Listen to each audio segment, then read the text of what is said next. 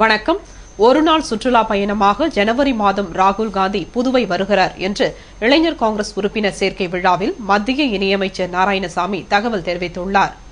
புதுவை மாநில இளைஞர் காங்கிரஸ் சார்பில் காங்கிரஸ் பேர் இயக்கத்தின் 126வது ஆண்டு விழா மற்றும் இளைஞர் காங்கிரஸ் புதிய உறுப்பினர்கள் சேர்க்கை விழா ஆனந்தா திருமண நிலையத்தில் கொண்டாடப்பட்டது. விழாவிற்கு இளைஞர் காங்கிரஸ் மாநில தலைவர் சங்கர் தலைமை தாங்கினார். முன்னதாக கட்சித் தலைவர் ஏ.வி. சுப்பிரமணியன் முன்னிலை வகித்தார்.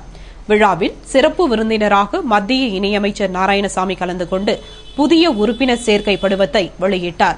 அதனை தலைவர் சங்கர் பெற்றுக் கொண்டார். இதனைத் தொடர்ந்து மத்திய இணையமைச்சர் பேசுகையில், மக்களோடு ஒன்றிணைந்து இருக்கும் ஒரே இளம் தலைவர் ராகுல் காந்திதான். அதேபோல் மக்களோடு இணைந்து காங்கிரஸ் செயல்பட வேண்டும் என்பது அவரின் நோக்கமாகும். இதனால் புதுச்சேரியில் இளைஞர் காங்கிரஸ் சார்பில் பாத யாத்திரை சிறப்பாக நடைபெற்றது.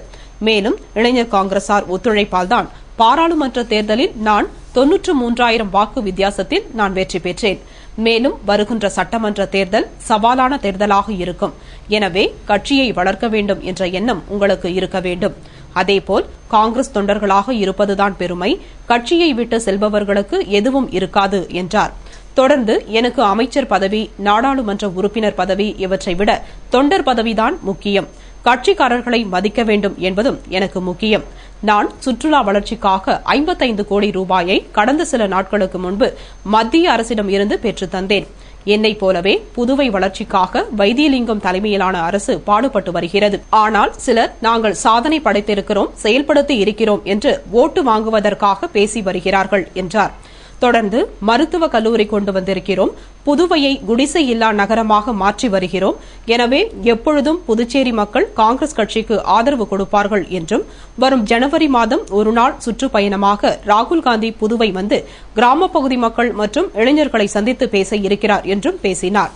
விழாவில் முதலமைச்சர் வைத்தியலிங்கம், அமைச்சர் கந்தசாமி, சட்டமன்ற உறுப்பினர் புசி ஆனந்த், INTUC தலைவர் ரவிச்சந்திரன் மற்றும் காங்கிரஸ் பிரமுகர்கள், முன்னாள் சட்டமன்ற உறுப்பினர் ஜெயமூர்த்தி, காசிலிங்கம், மகளிர் காங்கிரஸ் தலைவி விக்டோரியா உட்பட அனைத்து தொகுதி தலைவர்களும் கலந்து கொண்டனர்.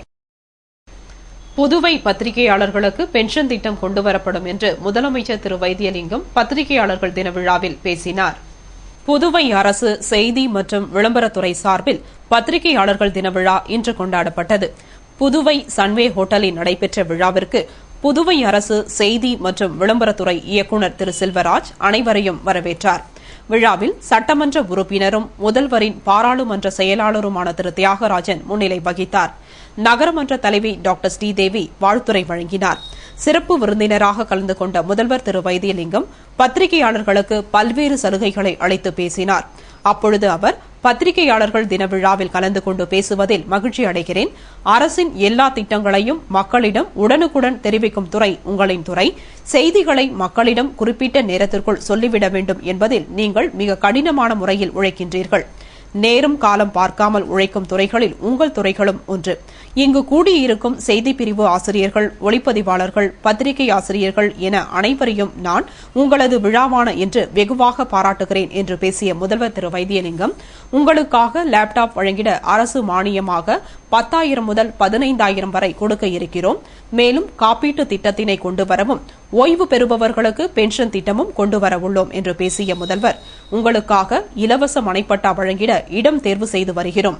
கூடிய விரைவில் நடவடிக்கை எடுக்கப்படும் என்று பேசினார். அதே மாதிரி உங்களுக்கு மெயினா ஹெல்த் இன்சூரன்ஸ் தான். ஹெல்த் இன்சூரன்ஸ் இந்த ஆக்சிடென்ட் இன்சூரன்ஸ் என்ன உங்களுடைய வாழ்க்கையே அந்த மாதிரி இருக்கிறது. நான் உடனடியா இது யாருமே என்ன கேட்கல, நானே என்னுடைய உணர்வுகளே எனக்கு மனதில் பட்டு கேட்கணும். இதை நான் உடனே செய்யணும் அப்படின்னு சொல்லி தான் ஹெல்த் இன்சூரன்ஸையும் நம்ம இன்க்ளூட் பண்ணி அதை கொண்டாடுறதுக்கு ஏற்பாடு பண்ணிட்டு இருக்கோம். அதனைத் தொடர்ந்து அனைவருக்கும் நினைவு பரிசினை வழங்கி பாராட்டினார். விழாவில் புதுவையில் உள்ள அனைத்து பத்திரிகையாளர்களும் கலந்து கொண்டனர். நிறைவாக செய்தி மற்றும் விளம்பரத்துறை துணை இயக்குநர் திரு டொமினிக் சேவியர் நன்றி கூறினார். அன்னை தெரேசா புகைப்பட சிறப்பு ரயில் இன்று புதுவை வந்தது. அப்பொழுது அன்னை தெரேசாவின் 100ஆண்டு புகைப்பட கண்காட்சியினை பொதுமக்கள் பார்வைக்காக முதன்மை குரு அருளானந்தம் ரிப்பன் வெட்டி திறந்து வைத்தார். அன்னை தெரேசாவின் 100ஆண்டு விழா இந்த ஆண்டு கொண்டாடப்பட்டு வருகிறது. இதனை முன்னிட்டு அன்னை தெரேசா மனித சமுதாயத்திற்கு ஆற்றிய தொண்டுகள் குறித்து விளக்கும் புகைப்படம் அடங்கிய சிறப்பு ரயில் இந்தியா முழுவதும் உள்ள பல்வேறு ஊர்களுக்கு சென்று வருகிறது. இந்நிலையில் அன்னை தெரேசா புகைப்பட சிறப்பு ரயில் இன்று புதுவை வந்தது. பின்னர் ரயிலில் அமைக்கப்பட்டுள்ள அன்னை தெரேசாவின் புகைப்பட கண்காட்சி துவக்க விழா நடைபெற்றது. விழாவில் திருச்சி கோட்ட கூடுதல் ரயில்வே மேலாளர் செல்வராஜ் கலந்து கொண்டு கண்காட்சியினை துவக்கி வைத்தார். அதனைத் தொடர்ந்து கண்காட்சி ரயில் முகப்பு வாயிலை ரிப்பன் வெட்டி முதன்மை குரு அருளானந்தம் அடிகளார் திறந்து வைத்தார். விழாவில் சட்டமன்ற உறுப்பினர் திரு எஸ் பி சிவக்குமார், புதுவை நகரமன்ற துணைத் தலைவர் திரு ஜான்குமார், மகளிர் காங்கிரஸ் தலைவி விக்டோரியா மேரி மற்றும் அருட்தந்தையர்கள், அன்னை தெரேசா நற்பணி குழும அருட்சகோதரிகள் உட்பட பலர் கலந்து கொண்டனர். புதுவை வந்துள்ள அன்னை தெரேசாவின் புகைப்பட சிறப்பு ரயில் வரும் 31ஆம் தேதி வரை புதுவை ரயில் நிலையத்தில் மக்கள் பார்வையிட நிறுத்தி வைக்கப்படுகிறது. இந்த ரயிலில் 3 குளிரூட்டப்பட்ட பெட்டிகளில் அன்னை தெரேசாவின் 100ஆண்டு புகைப்பட கண்காட்சி அரங்கம் அமைக்கப்பட்டுள்ளது. இதனை தினமும் காலை 10 மணி முதல் இரவு 8 மணி வரை பொதுமக்கள் பார்வையிடலாம். இதற்கான ஏற்பாடுகளை ரயில்வே துறை செய்துள்ளது. விளம்பர இடைவேளைக்கு பிறகு செய்திகள் தொடரும்.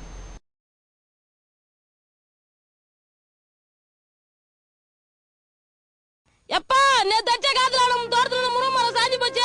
அத அம்மா விட்டு என்ன பண்ண கேட்சி. மரத்தை வீணா தூக்கி போட்டு போறாங்க அம்மா. கீரை ஒடிச்சு தெருவுங்களை எடுத்துக்க சொல்ல. முருங்கை எடுத்து நாடார் கடையில வித்துரு. சரிப்பா. ஏய் அந்த கேளைய விட்டுற போறா.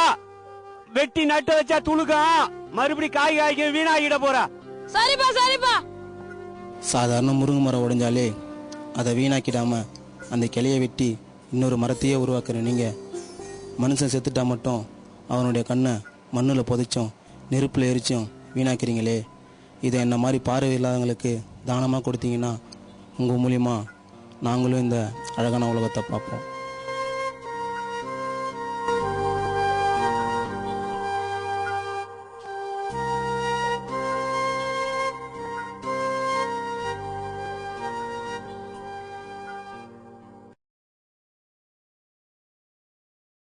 செய்திகள் தொடர்கின்றன. புதுவை ஆளுநர் மாளிகையில் பாதுகாப்பு அதிகரிக்க கண்காணிப்பு கேமராக்கள் பொருத்தப்பட்டு வருகிறது. புதுவைக்கு தீவிரவாதிகள் அச்சுறுத்தல் இருப்பதாக மத்திய உளவுத்துறை ஏற்கனவே எச்சரிக்கை விடுத்தது. அதன் பேரில் கடலோர காவல்படை போலீஸ் உஷார்படுத்தப்பட்டு இரவு பகலாக கண்காணிப்பு நடைபெற்று வந்தது. இந்நிலையில் இது தொடர்பாக காவல்துறை தலைமை அதிகாரிகள் ஆலோசனை நடத்தி ஆளுநர் மாளிகை, சட்டசபை, தலைமை செயலகம் உள்ளிட்ட முக்கிய இடங்களில் கண்காணிப்பு கேமராக்களை பொருத்த உள்துறையிடம் வலியுறுத்தினர். அதன்படி சட்டசபையில் பாதுகாப்பு அதிகரிக்கப்பட்டது.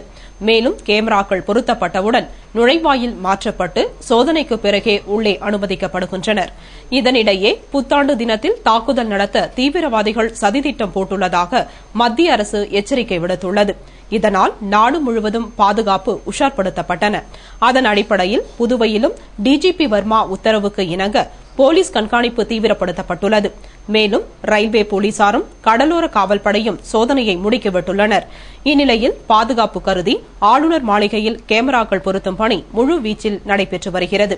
நுழைவு வாயில் மற்றும் மாளிகையின் 4 பக்கங்களிலும் கேமராக்கள் பொருத்தப்பட்டு டிவி மூலம் கண்காணிக்க ஏற்பாடுகள் நடந்து வருகின்றன.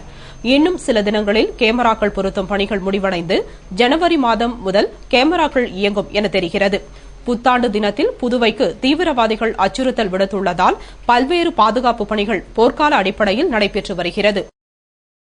புதுவை ஏஎஃப்டி மில் தொழிலாளர்கள் ஊர்வலமாக முதல்வர் திரு வைத்தியலிங்கம் வீட்டிற்கு சென்று மில்லை தொடர்ந்து செயல்பட வைக்க நடவடிக்கை எடுக்கும்படி கோரிக்கை விடுத்தனர்.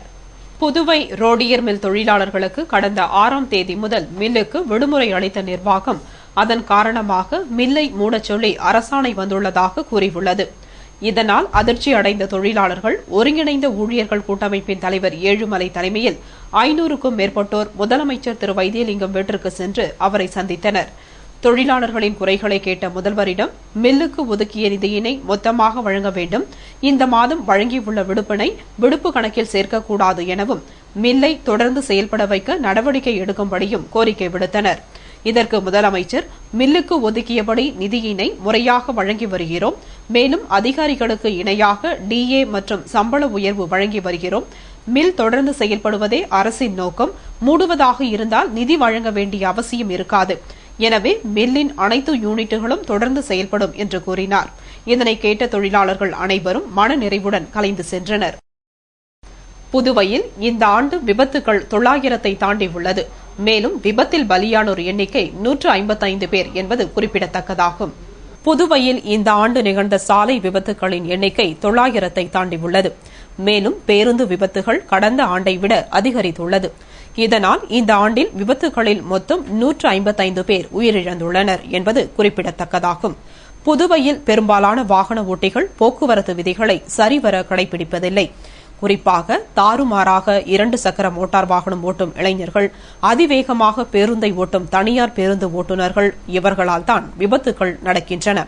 போலீசார் இது தொடர்பாக என்னத்தான் கண்டித்தாலும் அறிவுறுத்தினாலும் விபத்துகள் நடந்த வண்ணம்தான் உள்ளது. கடந்த ஆண்டு 1145 விபத்துகள் நடந்து அதில் 164 பேர் பலியாகியுள்ளனர். ஆனால் இந்த ஆண்டு 930 விபத்துகள் நடந்து 155 பேர் பலியாகியுள்ளனர்.